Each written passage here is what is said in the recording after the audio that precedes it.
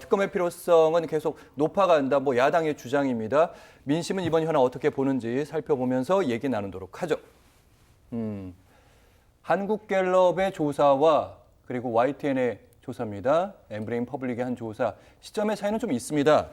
한국갤럽의 조사는 5월 7일에서 9일, 5월 초반에 했는데 이때가 이제 도입해야 된다가 찬성이 57%, 6월 조사도 했었습니다. 그때는 63%로 찬성 여론이 더 올라갔고요. 그리고 엠브레인 퍼블릭이 7월 7일에서 8일에 조사한 결과, 그러니까 가장 최근 조사한 거죠. 70%에 가까운 여론이 특검에 찬성한다. 이렇게 나타나고 있습니다.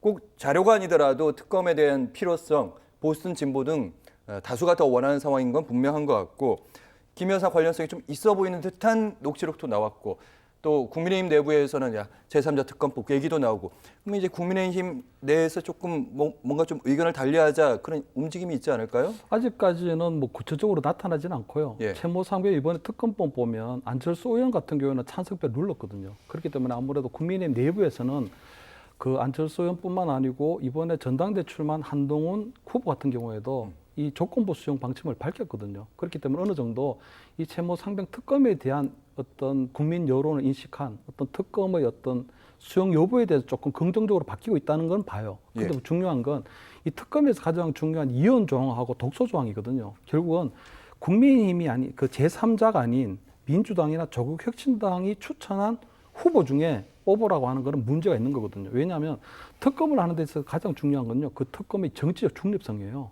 공정성, 객관적으로 한다는 거. 근데 만약에 민주당이나 야당권에서 추천한 인사 중에서 뽑아야 된다면 예. 굉장히 편파적인 거.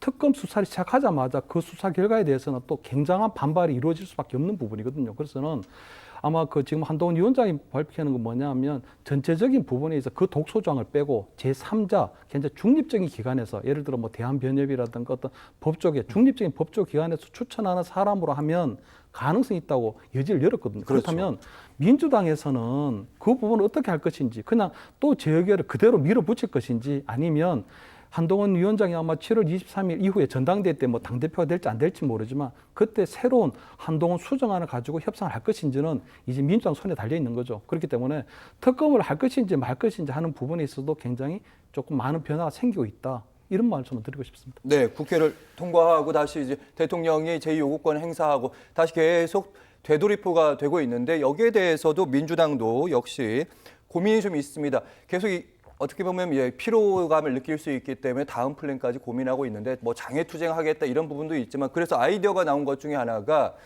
조국당에서 이런 얘기하고 있습니다. 이거 다 만약에 이번에도 재의결하고 표결이 안 됐다 그러면 이제 윤석열 특검 이름 자체를 바꾸겠다 이런 입장인 거예요. 그러니까 좀 더 강경해지는 거죠. 네. 야권 입장에서 보면 앞서 이제 여론조사 보여드렸잖아요. 그러니까 총선 지났잖아요. 그리고 총선 때 그렇게 국민들 사이에서 이종섭 전 장관 런종섭이라는 얘기 나올 정도로 최상병 문제가 더 최대 화두가 됐다고 할 정도였어요. 그리고 총선 결과 나왔어요. 그러고 난 다음에 21대 국회에서 마지막으로 최상병 특검법 통과시켰고요. 그리고 대통령이 거부권 행사 또 했어요. 그러고 난 다음에 여론조사 한 겁니다. 그러면 국민 여론조사 했을 때 그 이전하고 비교했을 때 이거는 야권이 너무 정략적으로 이런 법을 통과시키는 거야. 대통령이 이거 탄핵으로 가는 거야. 요즘 탄핵을 여권에서 오히려 더 많이 얘기하는 것 같아서 참 그것도 희한한 현상인데요. 그 정도라고 하면 국민들 사이에서 역풍이 불어야 맞는 거예요. 근데 이렇게까지 오히려 더 이전에 조사했던 것보다 더 많은 국민들이 특검법 해야 됩니다. 더 찬성 여론이 나오고 있어요. 그게 모든 걸 말해준다. 이 말씀 드리고 싶고요. 둘째로는 만약에 문재인 정부나 민주당 정부에서 김정숙 여사든 아니면은 영부인이 어떤 문제든 이름이 거론이 되고 그것도 영부인의 범죄 혐의와 관련되어 있는 예를 들면 이번에 이제 주가 조작범과 관련되어 있는 문제잖아요. 이런 사람들이 영부인을 팔면서 다녔다고 치죠. 그러면 어떻게 했을까요? 그럼 바로 고소해야 되는 거 아닙니까? 바로 고소해가지고 이렇게 허풍 떨고 다니는 사람 이것도 당시 얼마나 많아요, 이거. 청와대 특별감찰관이 있으면 특별감찰관이 조사해야 될 일이고요. 공직기관 비서관실이 있으면 공직기관 비서관실에서 이거 조사해야 되고요. 아니면 이거 단순히 조사하는 차원이 아니라 그냥 바로 고소해가지고 검찰에 바로 수사 들어가야 될 사안이에요. 그렇지 않습니까? 영부인 이름 팔고 다니잖아요. 네. 근데 대통령실은 대통령이 명예훼손 당했다고 해가지고 기자들 압수수색하고 그냥 일반적인 형사범도 아닌 상황인데도 민사소송이 제기됐다고 해서 국기문란이라고 하는 정부에서 어떻게 이건 국기문란이라고 얘기 안 하는지 모르겠어요.